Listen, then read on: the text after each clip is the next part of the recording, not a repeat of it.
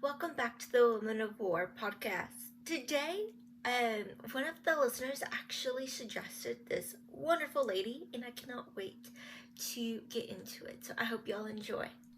Hey everyone, and welcome to the Women of War podcast, where we dive into the untold stories of women's bravery, struggles, and resilience in the midst of conflict.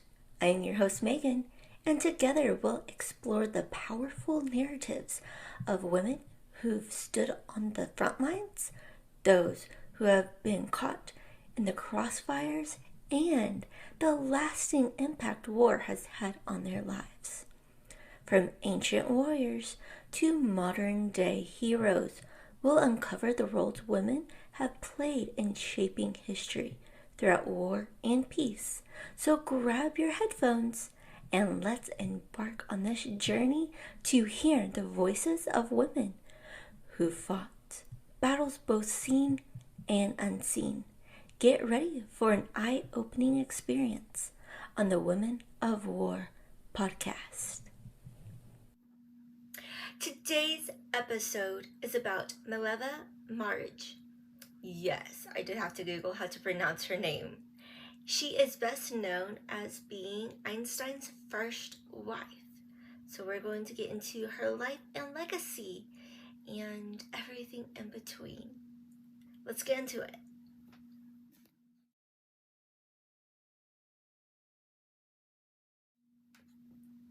We're going to get started with her early life and education. Mileva Marić was born on December 19, 1875 in Siberia, then part of the Austro-Hungarian Empire. Her parents, Milos and Maria, belonged to a well-off Siberian family that valued education. From a young age, Marić displayed a remarkable aptitude for mathematics and science, fields that were largely inaccessible to women at the time. Her father supported her education, and she attended the prestigious Royal Siberian Grammar School in Sabak. She then moved to Zagreb, where she was the only female student in her class. In 1896, she enrolled at the Polytechnic Institute in Zurich, Switzerland, one of the few European institutions that accepted women. There she studied physics and mathematics and became the second woman to complete a full program of study at the institution. Meeting Einstein. It was at the Polytechnic Institute that Marić met Albert Einstein. Both were passionate about physics and shared many intellectual interests. They studied together, and their relationship quickly grew from academic collaboration to a deep personal connection. In 1903, after a long and hard courtship, they married. Their union was marked by both intellectual partnership and personal challenges.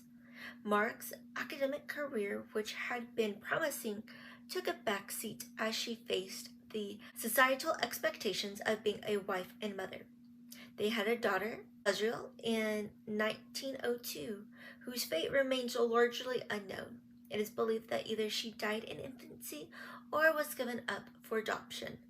They later had two sons, Hans Albert and Edward. Her contributions to Einstein's work.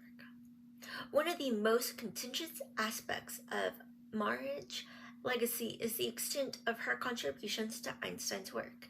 Some historians argue that Marić played a significant role in developing Einstein's early theories, particularly in the special theory of relativity.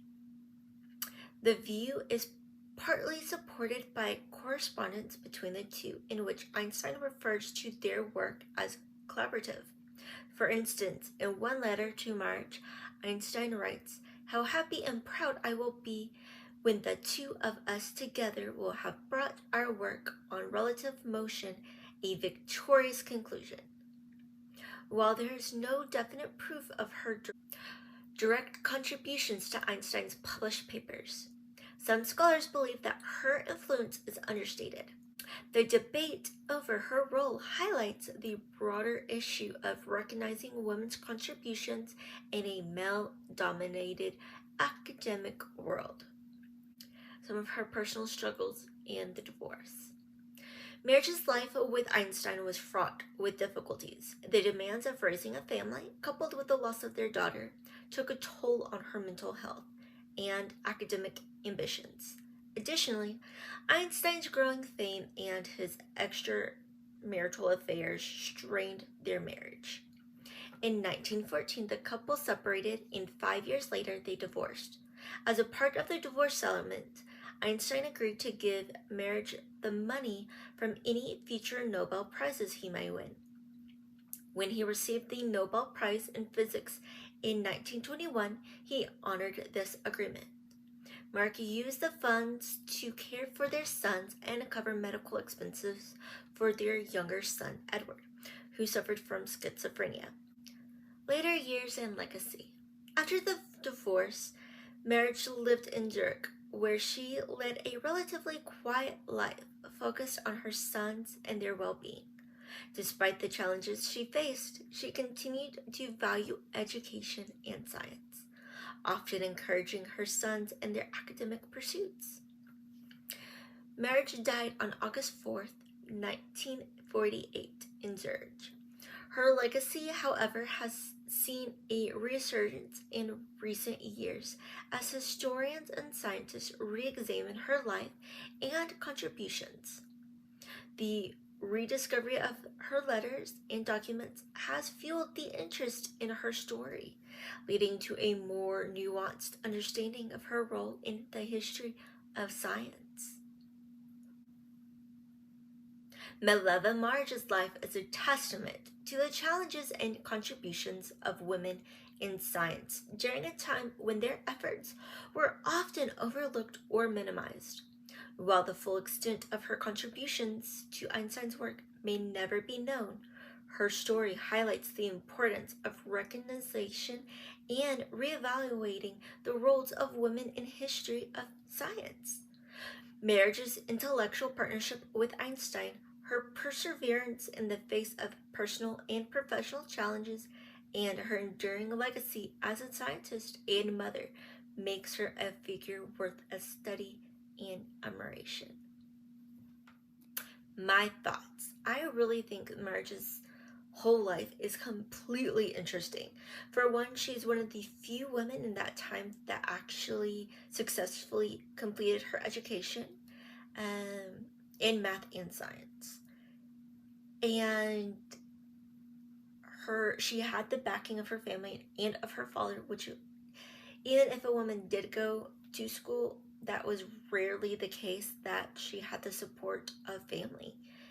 And then meeting Einstein, I feel like is not the most significant aspect of her life. I feel that's just how we recognize her, is the man that she was connected to, not actually for her actual contributions to science and physics. She, in her own right, was a scientist, and I think that definitely does get pushed away because she was a wife and mother.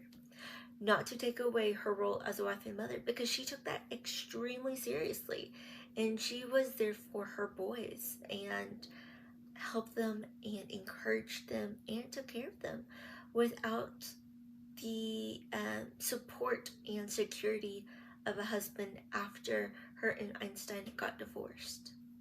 So she is definitely a very strong female that could have contributed to so much of what we now take for granted on a daily basis because of that math. I'm really guessing that she did have a lot more than what we actually give her credit for in Einstein's work. Here are some of her accomplishments in science: the theory of Browning's motion, the photon theory of light, and the theory of relativity. So all of those are big, significant contributions to science. So every time we see a light she's behind part of the science and math that helps explain that to us and that we use in a daily basis, if we recognize that or not. And the theory of relativity and motion, anything that moves, she's behind part of that science and math. She has contributed so much to our daily lives that we don't give her credit for. And I really hope that with this podcast and this episode, that some of these women's voices in our history get what they deserve in respect and acknowledgement, because they did not get that in their time. And so I'm hoping to bring that in our time to help us collectively be better humans. So until next time, I hope you enjoyed. Bye. This is Megan signing off with Women of War podcast. Don't forget to like, love, subscribe, comment, all those things. It really does help the podcast grow, and I would greatly appreciate it. Thank y'all.